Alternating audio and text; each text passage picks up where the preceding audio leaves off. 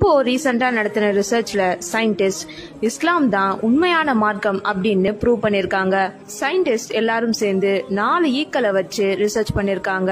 அந்த ஈக்களுடைய வலது மற்றும் இடது புறத்துல இருக்கிற ரெக்கைகளை எல்லாத்தையுமே தனித்தனியா எடுத்து அந்த ரெக்கைகள் எல்லாத்தையுமே 48 மணி நேரம் ஸ்டெர்லைஸ் பண்ணிருக்காங்க. அவங்க செஞ்சு 2 நாள் கழிச்சு அவங்க அதை எடுத்து பார்த்தப்போ அவங்க உண்மையிலேயே ஷாக் ஆயிட்டாங்க. ஏன்னா அந்த ரெக்கைகள்ல லெப்ட் சைடு, அதாவது இடது பக்கம் இருக்கிற ரெக்கைகள் எல்லாத்துலயுமே நிறைய பாக்டீரியாக்களும் கொடூரமான நோய்களை உருவாக்கும் பாக்டீரியாக்கள் இருக்கு அப்படின்னும், அதோடைய ரைட் சைட்ல இருக்கிற ரெக்கைகள் எல்லாத்துலயுமே அந்த எல்லா நோய்களுக்கும் உண்டான மருந்து இருக்கு அப்படின்னு கண்டுபிடிச்சிருக்காங்க. அல்ஹம்துலில்லாஹ்.